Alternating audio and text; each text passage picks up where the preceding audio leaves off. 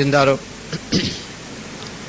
سب سے پیشتر ہمارے آقا نامدار امام زمان مالک دو جہان نور خداوند برحق نور مولانا شاہ کریم الحسینی حاضر امام کے مبارک نام پہ صلوات پڑھیے۔ اللہم صلی علی محمد و آل محمد۔ دینداروں، آج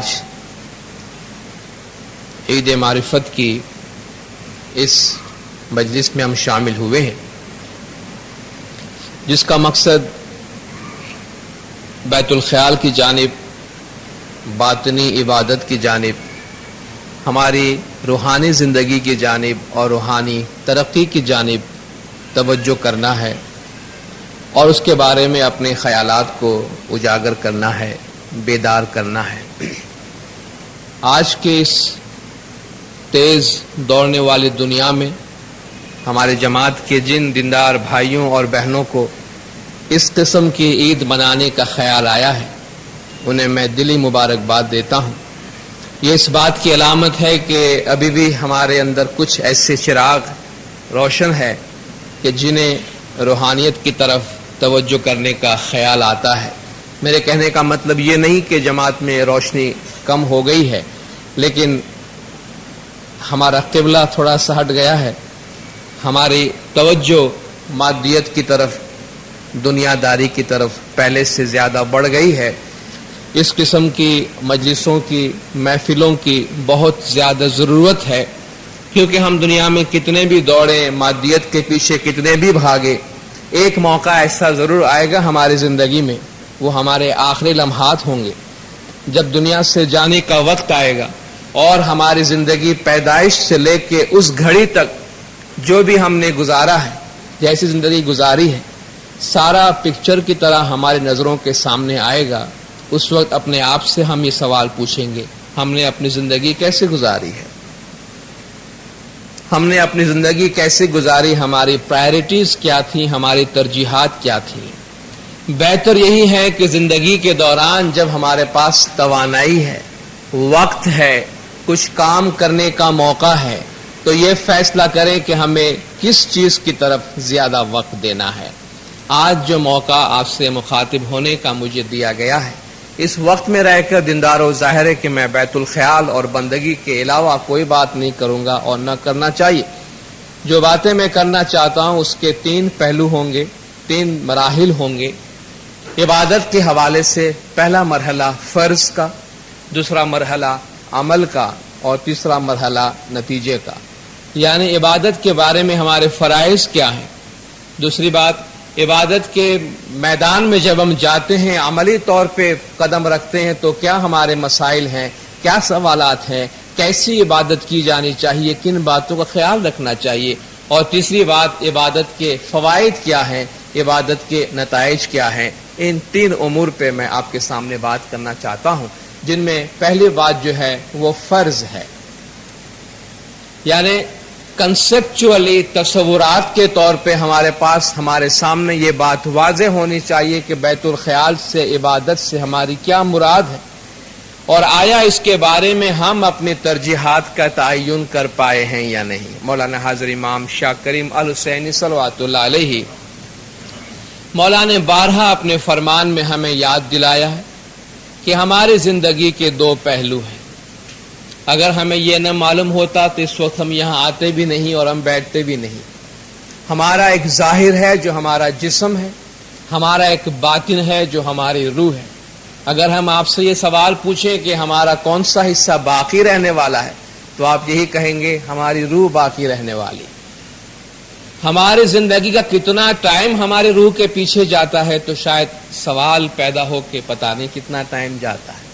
یعنی جو چیزیں باقی نہیں رہنے والی ہے، صبح نیند سے اٹھ کے رات کو سونے تک ہمارا جو ٹائم جاتا ہے، اس میں کتنا ٹائم ہماری اس زندگی کے پیچھے جاتا ہے جو صرف اس دنیا تک، مادہ تک، مٹیریل زندگی تک محدود ہے، جس کی کوئی اصل نہیں ہے۔ اور کتنا ٹائم اس زندگی کے پیچھے جاتا ہے جو اصل ہے ہمارے اس دنیا میں آنے سے پہلے بھی وہ زندگی ہماری تھی، اور اس دنیا سے چلے جانے کے بعد بھی ہماری وہ زندگی رہے گی جو ہماری روح کی زندگی ہے، اور ہماری وہ زندگی کیسی ہوگی اس کا دار و مدار اس زندگی پر ہے۔ ہماری اگلی دنیا کیسی ہوگی اس کا تعلق اس بات سے نہیں ہے کہ ہم نے دنیا میں کتنے پیسے کمائے۔ ہماری دوسری زندگی کیسی ہوگی اس کا تعلق اس بات سے نہیں ہے کہ ہماری تعلیم کتنی ہے دنیا میں۔ ہماری دوسری زندگی کا تعلق اس بات سے نہیں ہے کہ ہم دنیا میں کیسے مکان میں رہتے ہیں، کیسے کپڑے پہنتے ہیں، کون سی زبان دنیا میں ہم نے بولی ہے۔ ان کا کوئی بھی اثر ہماری دوسری زندگی پر نہیں پڑے گا۔ ان سب کا تعلق اس زندگی سے ہے۔ ہماری دوسری زندگی کا تعلق اس بات سے ہے کہ ہماری روح یہاں سے جاتے وقت کتنی طاقتور تھی، کتنی توانا تھی، کتنی عبادت کی ہے، کتنی فرمان برداری کی ہے، اللہ کے منشا اور مرضی کے مطابق زندگی کتنی گزاری ہے۔ آج چونکہ دینداروں ہم بیت الخیال کے کانٹیکسٹ میں بات کرتے ہیں، بیت الخیال کے حوالے سے بات کرتے ہیں، اس لیے ہمیں دنیا کو اس کی جگہ پہ رکھ کے بات کرنی پڑے گی۔ اگر ہم ایجوکیشن کی بات کرتے ہیں تو اس میں ہم بندگی کا تذکرہ بھی نہیں کرتے ہیں، ہم دنیا میں اچھی تعلیم حاصل کرنے کی بات کرتے ہیں۔ اگر ہم ہاؤسنگ کی بات کرتے ہیں تو اس میں ہم دعا بندگی کو نہیں لاتے ہیں، کیونکہ ہمیں دنیا میں اچھے مکان کی بات کرنی ہوتی ہے۔ اگر ہم صحت کی بات کرتے ہیں تو دعا بندگی عبادت کو ہم بیچ میں نہیں لاتے، کیونکہ اس کا تعلق ہمارے جسم سے ہوتا ہے، اس کا کانٹیکسٹ ڈیفرنٹ ہوتا ہے۔ مولا بھی جب جماعت میں فرمان فرماتے ہیں تو مولا فرماتے ہیں دعا پڑھو، دعا مذہب کی بنیاد ہے، لیکن جب مولا بیت الخیال میں آتے ہیں تو فرماتے ہیں محض دعا پڑھنے سے کچھ نہیں بنے گا، روح کو آگے بڑھانے کی کوشش کرو۔ تو کانٹیکسٹ ڈیفرنٹ ہوتا ہے، تو چیزوں کو اس کی جگہ پہ رکھنی پڑتی ہے۔ جب ہم بیت الخیال کی بات کرتے ہیں تو یہاں ہم اچھے ہاؤسنگ، اچھی ایجوکیشن، اچھی تعلیم، اچھے کپڑے کی بات نہیں کر سکتے ہیں۔ یہ انڈرسٹوڈ ہے کہ ہماری دنیا اچھی ہونی چاہیے، یہ معلوم ہے، اور ہم سب بہت وقت اپنی دنیا کے پیچھے دیتے ہیں، اس لیے آپ کو یہ کہنے کی اس وقت ضرورت محسوس نہیں کرتا کہ ہماری دنیاوی زندگی اچھی ہونی چاہیے، بلکہ اس وقت جو بات کرنی ہے وہ یہ کہ اگر ہمارے گھر میں بیک وقت 2 مہمان آئے اور وہ کچھ وقت ہمارے ساتھ ٹھہرے، ان میں سے ایک کو ہم کھانا کھلائے، پانی پلائے، اچھی طرح اس کا دیکھ بھال کرے، اور دوسروں کو ہم بھوکا، ننگا اور کنگال چھوڑ دے تو کیسا لگے دیندار؟ کیسا امپریشن پڑے گا ہمارا؟ اگر خدا نے ہمیں بیک وقت زندگی ایسی دی جس میں ہمارا جسم بھی ہے، ہماری روح بھی ہے، ہم نے جنم سے لے کے مرنے تک ساری توانائی صرف کر دی کہ ہمارا جسم تندرست رہے، ہمارا گھر اچھا رہے، ہماری تعلیم اچھی رہے، مادی طور پہ ہم ترقی کرتے جائیں، اور جس روح کی وجہ سے ہم دنیا میں آئے ہیں، جس روح کے مشن کی وجہ سے ہم دنیا میں آئے، وہ ویسی کی ویسی رہ جائے۔ دنیا سے جاتے وقت یہ سوال پوچھے ہم سے کہ ہم نے کیا کیا دنیا میں۔ یہ میں کوئی افسانہ بیان نہیں کر رہا ہوں دیندار، افسانہ نہیں بول رہا ہوں، اس میں کوئی بات جھوٹی نہیں ہے۔ اگر میں یہ کہتا ہوں کہ دنیا سے جاتے وقت ہماری روح ہم سے پوچھے گی کہ ہم نے دنیا میں کیا کیا، تو یہ کوئی خیالی بات نہیں ہے کہ شاید دنیا سے جائیں، شاید نہ بھی جائیں، شاید نہ جائیں۔ یہ تو مشنری کہتا ہے، آپ میں سے کسی کو یہ یقین ہے کہ ہم نہیں جائیں گے دنیا؟ ہے کسی کو یقین؟ کیا کسی کو یہ بات افسانہ نظر آتی ہے کہ ہم دنیا سے نہیں جائیں گے؟ جائیں گے تب دیکھا جائے گا، شاید نہ بھی جائیں، جائیں گے ضرور، جائیں گے نا، آج نہیں تو کل جائیں گے، 50 سال 100 سال، اس سے زیادہ تو نہیں۔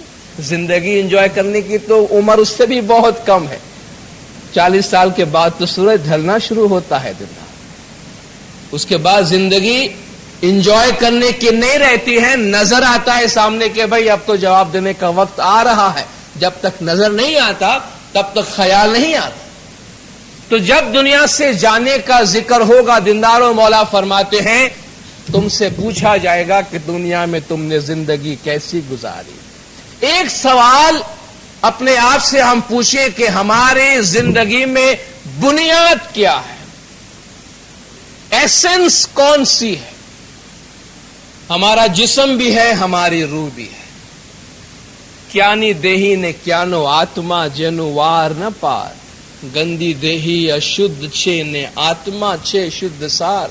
कहां का जिस्म ने कहां की रूह, इनके कोई ताल्लुकात नहीं है। गंदा जिस्म मिट्टी में जाएगा, कितना भी सजाया धजाया, कितना भी खिलाया पिलाया, कितना भी तंदुरुस्त बनाया, कुल्लु शैन यरजू इला असलिही, हर चीज अपनी असल की तरफ जाएगी। और जिस्म की असल मिट्टी है, काया जो है उसकी असल मिट्टी है, आत्मा जो है वो निर्गुण ब्रह्म है। क्यानी देही ने क्यानो आत्मा जनु वान न पार, गंदी देही अशुद्ध छे आत्मा छे शुद्ध सार। आत्मा निर्गुण ब्रह्म छे, देही छे तरला ने घास। नूर सदगुरु बोलिया मुनिवर कर जो आत्मा अभ्यास। आत्मा है, रूह है, वो खुदा की जात से है। बाकी जिस्म है, घास फूस है, मिट्टी में जाने वाला है। नूर सदगुरु फरमाते हैं कि मोमिनो, आत्मा अभ्यास करना यानी रूह के बारे में स्टडी करना। आज हमारे पास रूह की स्टडी करने का टाइम नहीं है, वक्त नहीं है। थोड़ा सा वक्त आज मिल गया है, बड़ी गनीमत है दीनदारों। मुबारक है सलीमाबाद की जमात को कि इतना टाइम निकाला है मारिफत की बात करने के बाद, इतना वक्त निकाला इबादत की बात करने के लिए। अगर हमारे तरजीहात का तयन है दीनदारों, फिर तो कोई मसला नहीं है। अगर हमारी जिंदगी की बुनियाद, जिंदगी की असल रूह है, तो हमारी तवज्जो का मरकज रूह होनी चाहिए। मौलाना ने फरमाया वक्तन फवक्तन हम आपको दुनियावी उमूर के बारे में फरमान फरमाते हैं, लेकिन इसका मतलब ये नहीं कि आप ये भूल जाएं कि हमारी जिंदगी की बुनियाद रूहानियत है। 1300 बरस में मौला ने फरमाया हमने ये गलती कभी नहीं की है कि हम मादियत को अपनी रूहानियत पे ज्यादा अहमियत दें, और ये गलती करने का वक्त आज भी नहीं है। The unadulterated pursuit of material well-being must never be allowed to become exclusive objective of life. बेतहाशा मादी तरक्की करने और मादी जिंदगी पैसा बनाने को जिंदगी का वाहिद मकसद नहीं बनाना। If it does occur, it engenders an evil vacuum of destructive forces. अगर ऐसा हुआ यानी कि हमने अपनी तमाम तर तवज्जो दुनिया के पीछे और मादियत के पीछे दी, तो मौला ने फरमाया इससे क्या पैदा होगा? Evil vacuum of destructive forces, तखरीब की ताकत का एक इविल वैक्यूम, एक शैतानी खला पैदा हो जाएगी। आपको नजर आता है अपने इर्द गिर्द चारों तरफ, ये क्या है? मादियत की दौड़ है, हर एक को अपने पेट की लगी है। इस मादियत की दौड़ की वजह से आज अमनो अमान की सूरत हाल खत्म हो गई। हर शख्स नफ्सा नफ्सी के आलम में है, इसमें किसी को रूहानियत नजर नहीं आती, खुदा का नाम नजर नहीं आता, ब्रदरहुड नजर नहीं आती। बॉम्बे में इमाम ने जमात से एक सवाल पूछा था, आज भी मौला शायद ये सवाल पूछे। जब भी वो सवाल पूछेंगे उसका जवाब वही होगा जो मुरीदों ने उस वक्त दिया था। मौला ने पूछा जमात को, हम आपसे एक सवाल पूछते हैं कि आपकी जिंदगी में सबसे पहले जिम्मेदारी कौन सी है? आपकी जिंदगी में सबसे पहली जिम्मेदारी कौन सी है? जमात ने क्या कहा? इबादत खुदा में। सही है। आज अगर हाजी इमाम हमसे पूछे, दुनिया में किसी भी जमात से पूछे, तो ये जवाब हमको आता है, ये जवाब हमको सीखने की जरूरत नहीं है। मौला पूछे आपकी जिंदगी की सबसे पहली जिम्मेदारी कौन सी है? हम कहते हैं इबादत खुदाविंद। क्या हम सच कहते हैं? हम अपने मौला से सच कहते हैं? अपने दिल पे हाथ रख के कहें, क्या हम मौला को सच बोलते हैं कि हमारी सबसे पहली जिम्मेदारी इबादत है? और अगर हम सच कहते हैं तो क्या हम अमल करते हैं उसके मुताबिक? क्या वाकई हमारी जिंदगी में, हमारे रूटीन में, हमारे टाइम टेबल में इबादत हमारी जिंदगी की सबसे पहली जिम्मेदारी है? वो तो सुबह बैतुल ख्याल में देखने से पता चल जाता है, वो तो जमात की जो रूहानी हालत है उसको देखने से पता चल जाता है। ہماری جماعت میں کتنے لوگ بیت الخیال میں بول لیتے ہیں؟ کتنے لوگ ریگولر رہ جاتے ہیں؟ اتنے ہی رہ جاتے ہیں جو نارملی آتے ہیں۔ ستاڑا ہوتا ہے، کتنے لوگ آ جاتے ہیں۔ ستاڑے میں آنے سے ڈسکریج کرنا مقصد نہیں ہے دینداروں، لیکن عبادت روحانی پہلوانی کے لیے کرتا ہے آدمی، ہے نا؟ عبادت کوئی خدا کو خوش کرنے کے لیے نہیں کرتا ہے، اپنے آتما کو ترقی دینے کے لیے۔ عبادت ایکسرسائز ہے، عبادت ایکسرسائز ہے، روحانی ورزش ہے۔ 7 دن کی ورزش سے آج تک کسی کو ہم نے پہلوان بنتا ہوا نہیں دیکھا ہے دنیا۔ مسلس پل ہو جاتے اور کچھ نہیں ہوتا اس کو بعد۔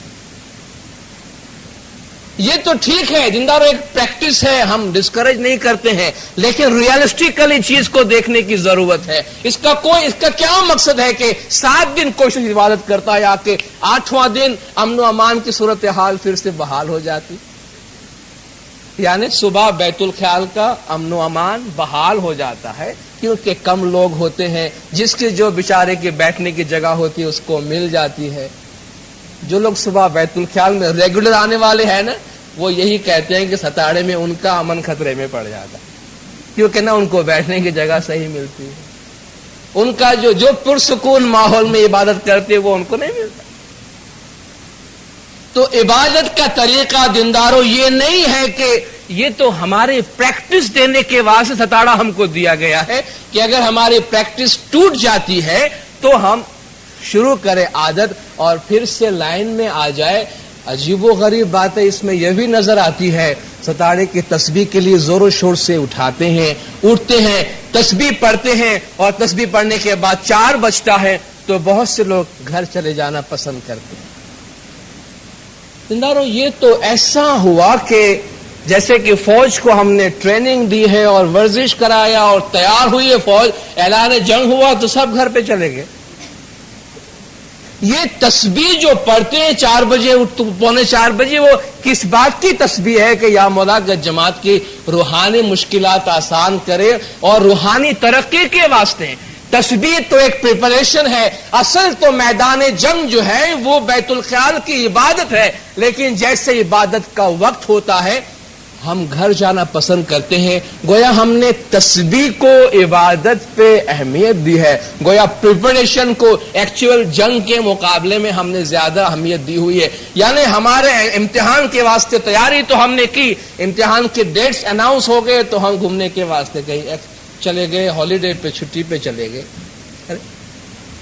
جب امتحان کے دن آ گئے تو آپ چھٹی پہ جا رہے ہیں، آج تک تو آپ تیاری کر رہے ہیں۔ تیاری امتحان کے واسطے، اور امتحان بیت الخیال ایک پوری زندگی کا سودا ہے۔ اس لیے مولا فرماتے ہیں جب تم بیت الخیال میں داخل ہوتے ہو، اسم اعظم لیتے ہو، بول لیتے ہو، امام زمان سے آ کر کہتے ہو، مولا نے فرمایا بہت سوچ سمجھ کر آنا، کیونکہ یہ پوری زندگی کی بات ہے۔ تو پہلے مرحلے کی بات دینداروں جو میں کرنا چاہ رہا تھا وہ یہ کہ کیا ہماری پرائرٹیز، ترجیحات سیٹ ہے؟ کیا ہماری زندگی میں عبادت سب سے زیادہ اہمیت رکھتی ہے؟ اگر رکھتی ہے تو ہمارے لیے عبادت مشکل نہیں ہوگی، لیکن اگر وہ عبادت ہماری زندگی میں ترجیحات میں نہیں ہے، شوقیہ ہے، کبھی کر لی کبھی نہیں کر لی، ٹھیک ہے، اس میں کوئی بری بات نہیں ہے، لیکن اگر ہمارا نصب العین معرفت ہے تو معرفت لمبا راستہ ہے، پوری زندگی ریگولرٹی کے ساتھ اس میں چلنا پڑتا ہے۔ دیندارو، جب ہمارا نصب العین واضح ہوتا ہے اور عبادت کرتے ہیں، اب ہم یہ فور گرانٹیڈ لیتے ہیں کہ ہم سب عبادت کرتے ہیں، اب ہم عمل کے میدان میں آتے ہیں، پریکٹس کے میدان میں آتے ہیں کہ بھئی عبادت ضروری ہے، اس لیے ہم نے عبادت کرنے کا فیصلہ بھی کیا ہے اور عبادت کے میدان میں ہم آئے بھی ہیں۔ اب بتائیے عبادت کے میدان میں ضروری باتیں کیا ہیں؟ ہمارے مسائل کیوں عبادت میں ہے؟ کیوں اتنے لوگ بیت الخیال میں نام لکھاتے ہیں اور 90% چلے جاتے ہیں، وہی لوگ باقی رہ جاتے ہیں؟ ایسا کیوں ہوتا ہے؟ کچھ جینوئن پرابلمز ہوتے ہوں گے لوگوں کے۔ سب سے پہلی بات بیت الخیال کے حوالے سے جو بات ضروری ہے عمل کے میدان میں، پریکٹس کے میدان میں، وہ یہ کہ بیت الخیال کی عبادت کا ایک ٹائم مقرر ہے۔ اور وہ ٹائم کیا ہے؟ وہ ٹائم الصبح ہے، 4 سے 5 ہے۔ یہ ٹائم کوئی حاضر امام نے ایجاد کر کے ہم کو نہیں دی ہے، یہ ٹائم صدیوں سے چلا آ رہا ہے۔ قرآن شریف کی آیت آپ نے سنی شروع میں، خدا رسول کو بھی یہ فرماتا ہے، یا ایھا المزمل قم اللیل الا قلیلا نصفہ او انقص منہ قلیلا او زد علیہ رتل القرآن ترتیلا۔ اے چادر لپیٹ کے سونے والے، آدھی رات کو اٹھ، تھوڑا زیادہ یا تھوڑا کم لیکن آدھی رات کو اٹھ۔ اے محمد، تیرا پروردگار جانتا ہے کہ تو اور تیرے چند ساتھی آدھی رات کو اٹھ کر عبادت کرتے ہیں۔ حضرت موسیٰ کو کوہ طور پہ بلایا گیا، اذ وعدنا موسیٰ 40 لیلۃ، جب ہم نے موسیٰ سے 40 راتوں کا وعدہ لیا، اس وقت بھی رات کا وعدہ تھا، دن کا نہیں تھا۔ سبحان الذی اسریٰ بعبدہ لیلا من المسجد الحرام الی المسجد الاقصی۔ خدا فرماتا ہے پروردگار نے راتوں رات اپنے بندے کو، محمد کو، جو معراج کا تذکرہ ہے، مسجد حرام سے مسجد اقصی لے گیا، لیلاً خدا فرماتا ہے راتوں رات لے گیا۔ ہر جگہ عبادت کا، باطنی ترقی کا ذکر رات میں ہے، گنانوں میں، باطنی ٹریننگ میں، صوفیوں کے نزدیک ہر جگہ رات کی اہمیت کو اجاگر کیا گیا ہے، اور وہ ٹائم عبادت کے واسطے مخصوص اور قدرت کی طرف سے دیا گیا۔ اٹھی اللہ نہ گھرے بندہ تو ستے سجی رات، رات پوری سونے کے واسطے نہیں ہے، صبح اٹھو، صبح اٹھو، صبح اٹھ کے عبادت کرو۔ تو پہلی بات جو بیت الخیال کے بارے میں ہے وہ یہ کہ دن کے وقت بھی ذکر یا تسبیح، خدا کی یاد انکریج کی جاتی ہے، اس کے لیے اس کا فائدہ ہوتا ہے، لیکن بیت الخیال کا جو ٹائم ہے وہ صبح 4 سے 5 ہے، صبح ہے۔ مولا چاہے 3 سے 5 کرے، مولا چاہے 2 سے 5 کرے، مولا چاہے 2 سے 4 کرے، لیکن وہ آدھی رات کے بعد کا جو ٹائم ہے وہ ہے بیت الخیال کی عبادت کا، جس میں بہترین فائدے کی گنجائش موجود ہے۔ امریکہ میں امام نے فرمایا، بہت سے روحانی بچے آ کر کہتے ہیں یہ ٹائم برابر نہیں ہے، صبح ہمارے بہت سے اور کام ہوتے ہیں جس کی وجہ سے صبح ہم اٹھ نہیں سکتے ہیں۔ امام نے فرمایا دیکھو، امام اگر تمہیں بول دینا چاہتا ہے تو امام تمہیں کوئی ایسا راستہ نہیں بتائے گا کہ جن میں تمہارے کامیابی کی پاسبلٹی کم سے کم ہو، بلکہ مولا تم کو وہ راستہ بتائے گا جس میں کامیابی کی پاسبلٹی میکسیمم، بہت زیادہ ہو، اور وہ یہ ہے کہ اگر آپ عبادت میں کامیاب ہونا چاہتے ہو تو اس سے اچھا ٹائم کوئی نہیں ہے۔ ہم تم کو دن میں عبادت کرنے کو نہیں کہہ سکتے ہیں، کیونکہ اس وقت دنیا اپنی جوبن پر ہے، دنیا زور و شور پر ہے۔ تو پہلی بات تو یہ ہے کہ بیت الخیال کی عبادت میں اپنا ایک وقت ہے۔ دوسرا، کتنے لوگ عبادت لیتے ہیں، کتنے لوگ بیت الخیال میں داخل ہوتے ہیں، کیوں چلے جاتے ہیں، کیوں چلے جاتے ہیں؟ ہمارے ایکسپیکٹیشنز بہت زیادہ ہوتے ہیں۔ اکثر لوگ شوقیہ آتے ہیں، والدین کے پریشر سے آتے ہیں، دوست برادر کو دیکھ کر آتے ہیں، یا بھائی پتہ نہیں پھر مولا نیکسٹ ٹائم کبھی آئیں گے، چلو ابھی لے لیتے ہیں، بعد میں کبھی استعمال کر لیں گے۔ جب پرپس میں کوئی آدمی سیریس نہیں ہوتا ہے، مقصد میں کوئی آدمی سنجیدہ نہیں ہوتا ہے، تو اس کے اعمال میں سنجیدگی نہیں آتی ہے۔ مقصد سنجیدہ ہو تو اعمال میں بھی سنجیدگی آتی ہے۔ تو جب ایک دفعہ ہم حاضر امام سے بول لیتے ہیں، بول لینے سے پہلے یہ ڈیسائیڈ کرے کہ ہمیں ٹائم دینا ہے یا نہیں دینا ہے، اور اگر ہم ٹائم دینے کا فیصلہ کرتے ہیں پھر ریگولرٹی کے ساتھ آئے۔ کیوں لوگ بیت الخیال سے چلے جاتے ہیں، کم کیوں ہو جاتے ہیں؟ اس لیے کم ہو جاتے ہیں، ان کو ایسا ہے کہ اپنے پلاننگ کر لیتے ہیں، بول لیتے ہیں 3 مہینے میں فری ہو جائیں گے، نور لے لیں گے، پھر اپنے کام میں واپس آ جائیں۔ وہ اپنا پروگرام بنا 3 4 6 مہینے میں، 12 مہینے میں جو بھی ہمارا بیت الخیال کا پروگرام ہے وہ ہم کر لیں گے۔ دیندارو، بیت الخیال کا پروگرام ہم نہیں بناتے ہیں، قدرت نے بھی اس میں کوئی پروگرام نہیں دیا ہے۔ مولا نے فرمایا تم آؤ، ہیوملٹی کے ساتھ بیٹھو، اس میں تمہارا کوئی حق نہیں ہے، اس میں کوئی یہ سمجھ کر کے بھئی کوئی چیز ہے، میں ذرا محنت کر کے جلدی اس کو چھین کے لے لوں تاکہ پھر اس ٹائم کو کسی اور کام میں استعمال کروں، ایسی کوئی چیز بیت الخیال کے اندر نہیں ہے۔ یہ پوری زندگی کا ایک کام ہے، اور پوری زندگی صبح اٹھ کر عبادت کرنے کی بات ہے، اپنے آپ کو سپرد کرنے، اپنے آپ کو حوالے کرنے کی بات ہے۔ کام مشکل ہے، ڈیفیکلٹ ہے۔ کیوں مشکل ہے؟ ایک تو ٹائم مشکل ہے، دوسرا ہم مادی دنیا میں ہیں، مادی دنیا کے تمام اثرات ہماری روح پہ ہیں۔ اس روح کو جگانا، اجاگر کرنا، ہمارے جسم میں حیوانیت بھی ہے، روحانیت بھی ہے، لیکن حیوانیت بہت زیادہ ہے کیونکہ ہم مادی دنیا میں رہتے ہیں۔ روحانیت کو اجاگر کرنے کے لیے حیوانیت کو کم سے کم کرنا پڑے گا، اور حیوانیت کو کم سے کم کرنے میں ٹائم لگتا ہے۔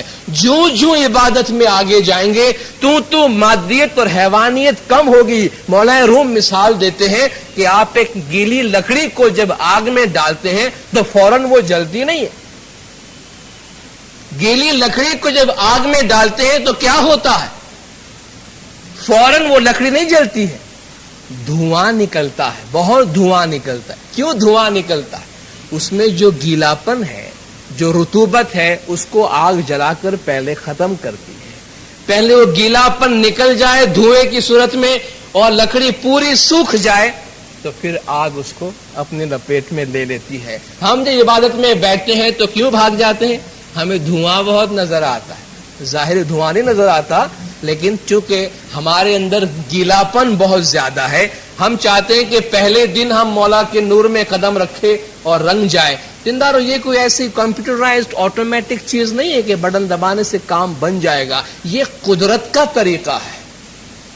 ذکر کی آگ جب اپنے اندر لگاتے ہیں تو جتنی مادیت، جتنی رطوبت ہے، اس کو نکالنے میں ٹائم لگے گا۔ ہو سکتا ہے 2 سال لگے، 5 سال لگے، 10 سال لگے۔ کس طرح عبادت ہم کرتے ہیں اس پہ ڈیپینڈ ہے، کیسے حالات ہیں اس پہ ڈیپینڈ ہے، اور کتنی رحمت خدا کی ہے سب سے بڑی بات اس پہ ڈیپینڈ کرتا ہے۔ اس لیے اس کے بارے میں حتمی طور پہ کچھ بھی نہیں کہا جا سکتا کہ اس میں ہمارے ساتھ کیا ہوگا کیا نہیں ہوگا۔ تو عبادت میں ہماری یہ توقعات ہے کہ ہم آ کے بیٹھے ہیں اور ہمیں فائدہ ہونا چاہیے۔ دیندارو، ہمارا ایک بھی لمحہ عبادت میں ضائع نہیں جاتا ہے۔ لوگ یہ سمجھتے ہیں 1 سال ہم بیٹھے، 2 سال بیٹھے، 3 سال بیٹھے، کچھ نہیں ہوتا، کچھ نظر نہیں آتا۔ یہ تو قدرت ہی بہتر جانتا ہے۔ آپ کتنا لمبا راستہ اندھیرے میں طے کرتے ہیں، آپ کو پتا نہیں ہے کہ ہم کتنی لمبی منزل طے کر کے آ گئے ہیں، کوئی نشان نہیں، اس واسطے ہم کو نظر نہیں آتا۔ بیت الخیال میں اندھیرے میں بھی ہم بہت ترقی کرتے ہیں، بہت راستہ پاس کرتے ہیں۔ اگر ہمیں کچھ پتا نہیں چلتا تو وہ اس کا مطلب یہ نہیں کہ ہم پروگریس نہیں کرتے۔ ایک دفعہ مولا علی کا نام لینا آپ سمجھتے ہیں کہ وہ کوئی بیکار اور فضول سا کام ہے؟ ایک شخص صبح اٹھتا ہے، اس کا اٹھنا کتنی بڑی بلیسنگز ہے۔ عبادت کا خیال پیدا ہونا بھی بہت بڑی برکات ہے۔ تو کوئی شخص یہ کیسے کہہ سکتا ہے کہ میں بندگی میں جاتا ہوں، بیٹھتا ہوں اور میرا وقت یوں ہی چلا جاتا ہے، ضائع ہوتا ہے؟ ایسا سوچنے کا تو کوئی سوال ہی پیدا نہیں ہوتا۔ رفتہ رفتہ ترقی کرنے کی کوشش کریں، بیت الخیال کا کام قدرت کے حوالے کریں۔ مشکل ہے، لیکن دینداروں، کیا مشکل ہونے سے کوئی کام چھوڑ دیا جاتا ہے؟ بات وہی پرائرٹی کی آتی ہے کہ ہمارے پاس اس کی اہمیت کتنی ہے۔ ہم ایجوکیشن کے میدان میں جاتے ہیں نا، بچوں کو تعلیم مشکل لگتی ہے یا نہیں لگتی؟ تعلیم نہیں چھوڑتے ہیں۔ ہم اپنی ملازمت میں جاتے ہیں، کیا ہم کو وہاں بیٹھ کے تنخواہ مل جاتی ہے؟ کام نہیں کرنا پڑتا ہے۔ کبھی باس ٹف ہوتا ہے تو کام زیادہ کرنا پڑتا ہے۔ کیا کسی کی ملازمت، آپ کا بزنس، دکانداری سب ویسے ہی آرام سے ہوتا ہے؟ محنت نہیں کرنی پڑتی؟ دنیا میں کوئی بھی کام محنت کے بغیر ہوتا ہے؟ تو دکان پہ محنت کرنی پڑتی، کوئی شخص دکان بند تو نہیں کر دیتا ہے۔ تو آپ CA کرتے ہیں، MBA کرتے ہیں، کمپیوٹر سائنس میں جاتے ہیں، آپ کو محنت نہیں کرنی پڑتی؟ کوئی چھوڑ دیتا ہے محنت کی وجہ سے ڈگریاں آپ نہیں چھوڑتے؟ کیوں نہیں چھوڑتے؟ اس لیے کہ اس کے ساتھ پیٹ لگا ہوا ہے۔ کیوں نہیں چھوڑتے دکان اپنی، اپنا کاروبار کیوں نہیں چھوڑتے ہیں؟ اس لیے کہ ہمیں پتا ہے نہیں جائیں گے، نہیں کریں گے تو کھانا کہاں سے کھائیں؟ ہمارے پاس اس کی ایک ضرورت ہے، اس کی ایک پرائرٹی ہے. بیت الخیال تھوڑا سا مشکل لگتا ہے، ہم چھوڑ دیتے ہیں. کیوں؟ کہ اہمیت اجاگر نہیں کی ہم نے ابھی، اس کی اہمیت کا اندازہ ہم کو نہیں ہے. حالانکہ پہلا سوال میں نے یہ رکھا تھا کہ اگر اہمیت واضح ہے تو دنیا کی کوئی چیز درمیان میں نہیں آئے گی. ہم غریب ہو یا امیر ہو، تندرست ہو یا بیمار ہو، ہمارے حالات کیسے بھی ہو، ایک دفعہ ہم نے یہ فیصلہ کیا ہے کہ ہماری یہ زندگی لمیٹڈ ہے. ہو سکتا ہے ہم 40 سال میں چلے جائیں، 50 میں جائیں، 60 میں جائیں. روح کو ایک دفعہ جانا ہے جسم سے باہر، تو کیوں نہ میں ایسی تیاری کروں کہ میں دنیا سے خوش ہو کر جاؤں. آخری دم پہ ہائے ہائے کندھا ہتھ ہڑندہ والی بات نہ ہو میرے ساتھ کہ اب میرے پاس وقت نہیں ہے. جب کام کرنے کی عمر اگر گزر جاتی ہے تو پھر پچھتاوا رہ جاتا ہے. ہمارے بزرگان بیٹھے ہیں، مولا ان کو اور ان کی عمر دراز کرے. ان سے جا کے پوچھیں کہ جو ینگ ایج ہے اس کی کیا قدر و قیمت ہے. کیونکہ بڑی عمر میں جا کے اگر ہم یہ سوچیں کہ اب ہم سب کچھ کر لیں تو وہ توانائی نہیں ہوتی، وہ وقت نہیں ہوتا، انرجی باقی نہیں رہتی. اور جب کام کرنے کا وقت ہوتا ہے، مولا نے فرمایا تم میں سے نوجوانوں کے واسطے بیت الخیال کے مرحلے میں، بیت الخیال کے میدان میں ایک اچھا راستہ ہے. اگر وہ چاہیں تو اس میں کام کر سکتے ہیں اور آگے بڑھ سکتے ہیں. یہ ان لوگوں کے واسطے ہیں جو بیت الخیال میں آگے بڑھنا چاہتے ہیں، ترقی کرنا چاہتے ہیں. ہم اپنے فرض کے مطابق جو فرض ہم نے اپنے سر پہ لیا ہے، ہم بیت الخیال میں آئے، عبادت میں بیٹھے، رفتہ رفتہ ترقی کرنے کی کوشش کریں، رفتہ رفتہ کنسنٹریٹ کرنے کی کوشش کریں. جن کے پاس بول ہے بول پہ دھیان دے، جن کے پاس نقش ہے وہ بول اور نقش پہ دھیان دے. جن کے پاس بول نہیں ہے وہ بندگی میں آنا چاہتے ہیں تو آئے، اور کوئی بھی نام پڑھے، کوئی بھی تسبیح پڑھے، وہ آئے، پریکٹس کرے. بہتر ہے کہ بول لینے سے پہلے وہ جماعت خانے میں ایک دفعہ ریگولر ہو جائے، تاکہ جب وہ بول لے تو اس کو اتنا بھاری نہ پڑے، اتنی تکلیف نہ ہو. اور کسی بھی قسم کے بدلے کی پرواہ کیے بغیر کہ بھئی مجھے فائدہ ہو رہا ہے یا نہیں، ریوارڈ مل رہا ہے یا نہیں، اس کی پرواہ کیے بغیر ہم اپنا کام سب باتا سائیں کو سونپیے، ہر دم کہوے تو ہی تو. مولا نے فرمایا ایک دفعہ ہماری دعا ہے، مولا کی تو دعا ہمارے ساتھ ہے، ہماری تھوڑی محنت ہونی چاہیے. ہماری دعا ہے، مولا نے فرمایا زندگی میں کم از کم ایک مرتبہ تمہیں اس سکھ کا تجربہ حاصل ہو جائے. کیا سکھ؟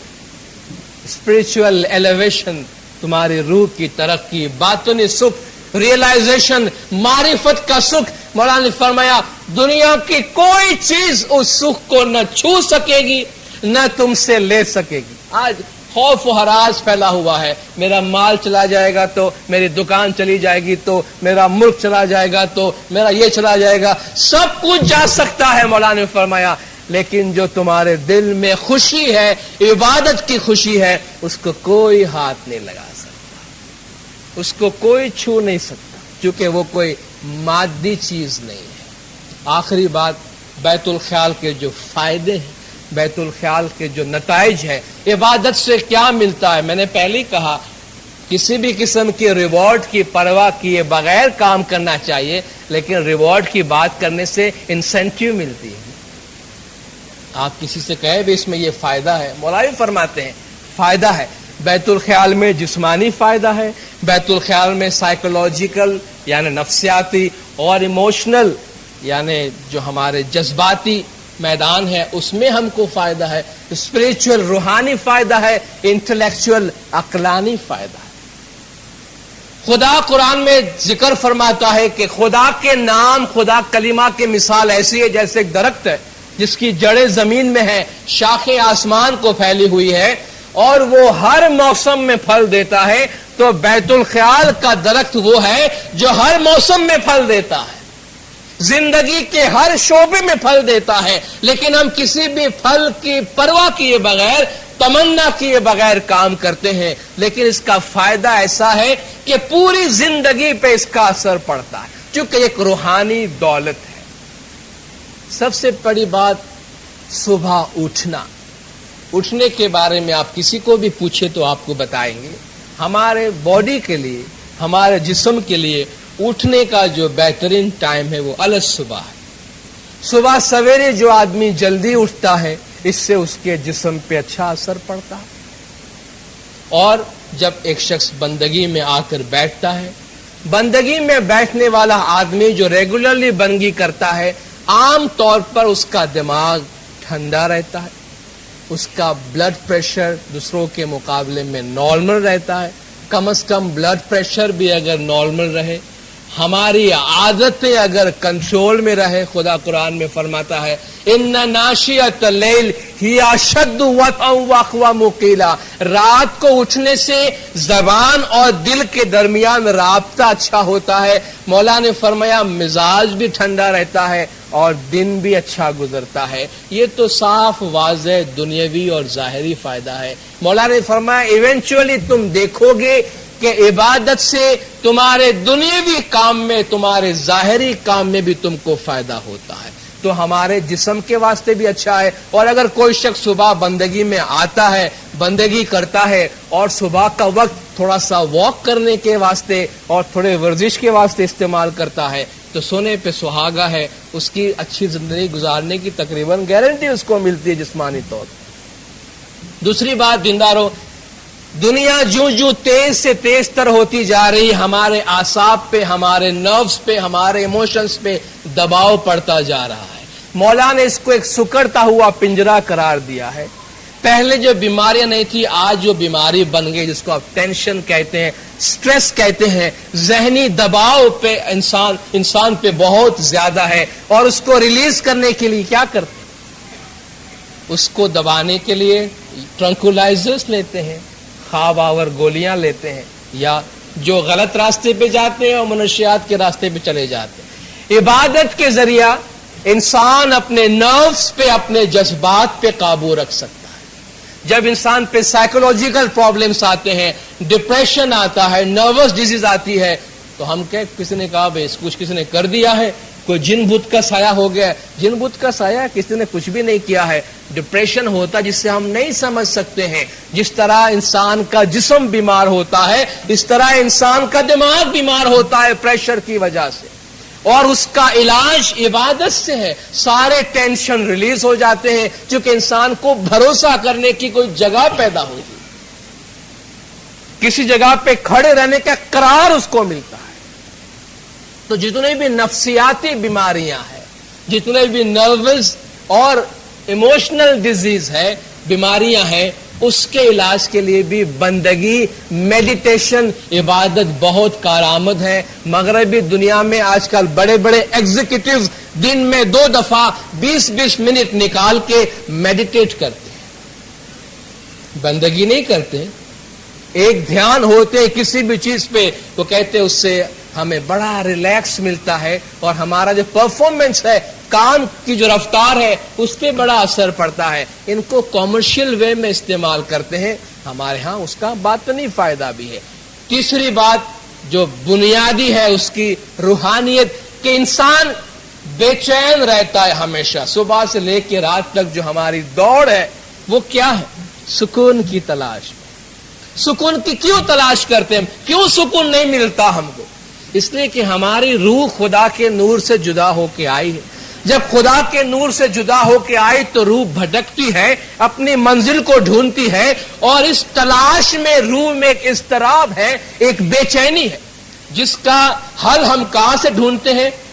مال سے ڈھونڈتے ہیں، دولت میں ڈھونڈتے ہیں، پیسے میں ڈھونڈتے ہیں۔ دینداروں، جو چیز جس نے بنائی ہے اس کی خامی اور خوبیوں کے بارے میں اس سے زیادہ علم کسی کو بھی نہیں ہوگا نا۔